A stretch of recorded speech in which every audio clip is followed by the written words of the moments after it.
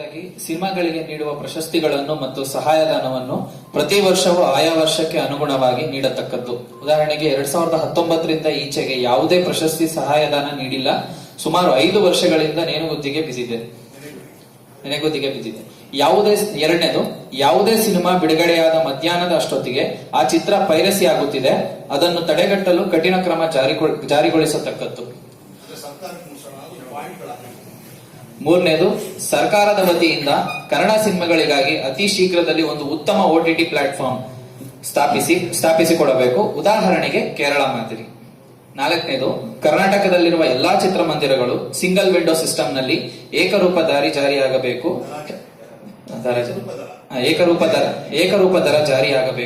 ಹೆಚ್ಚೆಂದರೆ ಮಧ್ಯಮ ತರಗತಿ ₹100, ಬಾಲ್ಕನಿ ₹150. ಐದನೇದು, ನಿರ್ಮಾಪಕರು ಸೆನ್ಸಾರ್ ಮಾಡಿಸಲು ಹೋದಾಗ CBFC ಯಾವ ದರವನ್ನು ನಿಗದಿ ಮಾಡಿರುತ್ತಾರೋ ಆ ಹಣವನ್ನು ಆನ್ಲೈನ್ ಮುಖಾಂತರ ನಾವು ಕಟ್ಟಿದ್ದರೂ ಸಹ ಶೋ ತೋರಿಸಲು ಥಿಯೇಟರ್ಗೆ ಮತ್ತೆ ಹೆಚ್ಚುವರಿ ಹಣ ಹಾಗೂ ಇತರೆ ಖರ್ಚು ಮತ್ತೆ ನಿರ್ಮಾಪಕರೇ ಕಟ್ಟಬೇಕಾಗಿದೆ. ಹಾಗಾಗಿ ಸರ್ಕಾರದಿಂದ ಥಿಯೇಟರ್ ವ್ಯವಸ್ಥೆ ಮಾಡಿಕೊಡಲು ಈಗಿರುವ ವಾರ್ತಾ ಇಲಾಖೆ ಅಥವಾ ಕರ್ನಾಟಕ ಚಲನಚಿತ್ರ ಅಕಾಡೆಮಿಯಲ್ಲಿ ವ್ಯವಸ್ಥೆ ಮಾಡಿಸಿಕೊಟ್ಟರೆ ಉತ್ತಮವಾಗಿರುತ್ತದೆ. ಸರ್ಕಾರ ಕರ್ನಾಟಕದಲ್ಲಿ ತಯಾರಾಗುವ ಎಲ್ಲಾ ನೇರ ಚಿತ್ರಗಳಿಗೆ, ಉದಾಹರಣೆ ಡಬ್ಬಿಂಗ್ ರಿಮೇಕ್ ಹೊರತುಪಡಿಸಿ, ಈಗಿರುವ ಸಹಾಯಧನದ 10 ಲಕ್ಷದ ಬದಲಾಗಿ ಕನಿಷ್ಠ ಪಕ್ಷ 20 ಲಕ್ಷ ರೂಪಾಯಿಗಳನ್ನಾದರೂ ನೀಡಬೇಕು.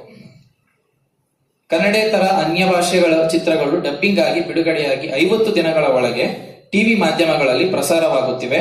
ಅಂತಹ ಚಿತ್ರಗಳು ಕನಿಷ್ಠ ಪಕ್ಷ 1 ವರ್ಷ ಬಿಟ್ಟು ಬರುವಂತೆ ಕಾಲಮಿತಿಯನ್ನು ಫಿಕ್ಸ್ ಮಾಡಬೇಕು.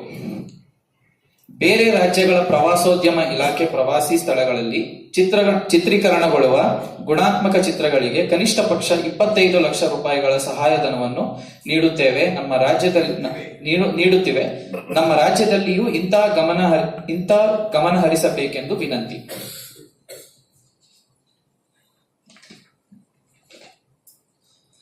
ವ್ಯವಸ್ಥಿತ ಚಿತ್ರನಗರಿ ನಿರ್ಮಿಸಿಕೊಡುವ ಜವಾಬ್ದಾರಿ ಸರ್ಕಾರ ವಹಿಸಿಕೊಂಡಿದೆಯಾದರೂ ಇದುವರೆಗೂ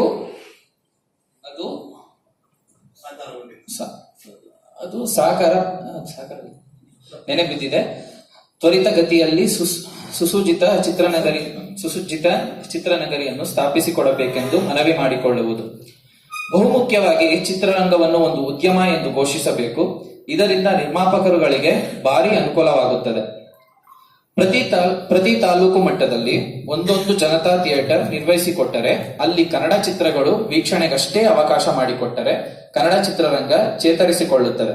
ಕನ್ನಡ ಚಿತ್ರಗಳನ್ನು ಉಳಿಸಿದಂತೆಯೂ ಪ್ರೋತ್ಸಾಹಿಸಿದಂತೆಯೂ ಆಗುತ್ತದೆ.